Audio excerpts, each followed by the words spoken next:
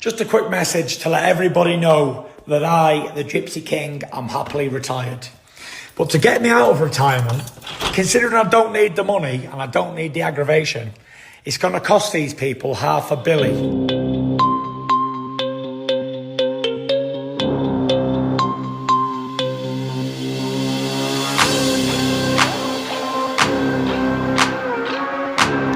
It is no doubt that Tyson Fury is one of the most interesting characters inside of boxing. Now, Tyson Fury has gone on to say that he's happily retired.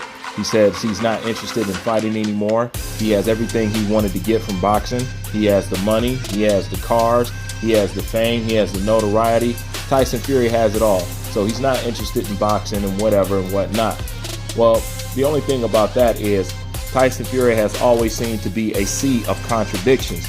If you are happy with being retired, if you're not interested in fighting anymore, if you got everything that you wanted to get out of fighting, what is the point of holding on to the WBC belt?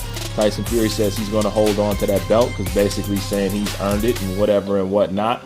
And it just doesn't make sense at the end of the day. But nothing that Tyson Fury does makes sense at the end of the day. What he says one day, he'll contradict and say something else the next day. That's because at the end of the day, Tyson Fury is all cap. He's always have been. Tyson Fury is just the ultimate hustler when it comes to boxing. He wants to get everything that he's worth. And as much as he tell you that he fights for this and he fights for that, he doesn't fight for money.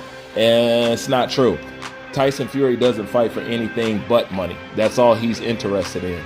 But he knows that he can work the public, and he's very good at it. He's very good at talking. His skullduggery game is like A1. There's really nobody next to him in boxing, probably except a few other people. So there's a reason for holding on to the WBC belt, because he's trying to ensure that he still has some work. Because, of course, he wouldn't let that WBC belt go and think that Anthony Joshua will get through Alexander Usyk and then become the undisputed champion, because it's a good chance that Anthony Joshua might not even chase him. Not because Anthony Joshua doesn't want to, it's just because he hasn't attempted so many times, he might just rise above that. And you know, Tyson Fury is not a person that can stand on the sidelines and see anybody get any shine. I mean, to be totally honest with you, it's part of the reason why he's back in the game right now. He totally hustled the crap out of Deontay Wilder, springboard off of the fight with him, and put himself into a winning position. You can't knock it. The only thing that you can do is, tip your hat to the strategy that he used. But one thing's for sure, if you're happily retired, then there's no reason why you would want to hold on to a WBC belt, because we want a undisputed champion. So him talking about he wants to get $500 million and all this stuff, which is $500 million, that's really ridiculous. He's just saying that he's going to charge you as much as he possibly can, for you guys to see that fight. Tyson Fury has always been selling himself at the top dollar, whether it's selling books, hustling depression, weight loss, or whatever and whatnot, doing documentaries, selling his life story. Tyson Fury is just the ultimate hustler at the end of the day. And, you really can't get mad at it. The only thing that you can say is he constantly says one thing and turn around and he does another. That's because Tyson Fury still is interested in a undisputed fight. What Tyson Fury is not interested in is Tyson Fury does not want to fight Alexander Usyk. There's an interview out there it's an interview out there with Tyson Fury where, he talks about Teofimo Lopez and he talks about Alexander Usyk. And he says he's not interested in fighting Usyk whatsoever. Tyson Fury said that he believes that, the heavyweight champion should either be British or from American. Tyson Fury said he has no interest in the fight because Alexander Usyk doesn't bring nothing to the table. He said he doesn't speak English, he's not popular, people don't know him like that, and he's just not interested in this fight.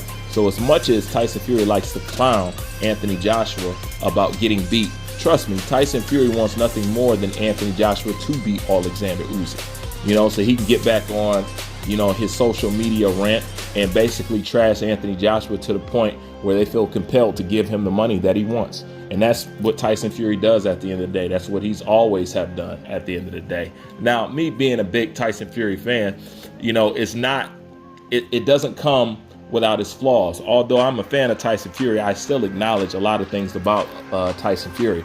How he always take the road of least resistance, the cheating, the scandals and whatever and whatnot. This is what holds me from having conversations with people about Tyson Fury so-called being this super great fighter and putting him over Ali and stuff like that. You know, we already know why those talks come about, because you place anybody else in Tyson Fury position, they wouldn't dare entertain a conversation with you about putting him up there with the all-time greats, or, you know what I'm saying, one of the best heavyweights of all time, just putting them over all of them, you know what I'm saying, from Ali on down. And yes, Tyson Fury, he is cut from a different cloth. He is a very talented fighter. But like most people that I talk about, even people like Triple G, like I said, I like Triple G. It still doesn't negate the fact that Triple G always tried to take, I wouldn't say the lightest opponents.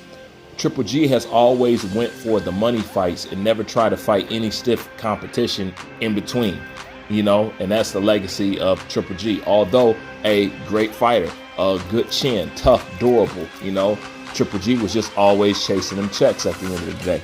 And that's the same thing with Tyson Fury. Tyson Fury is just chasing the money at the end of the day. He really doesn't care about legacy. He really doesn't care about you guys thinking he's the greatest fighter and whatever and whatnot. Tyson Fury wants to get paid what he believes he is worth, and even get paid even more than what he's worth. And Tyson Fury is about cashing out to the utmost.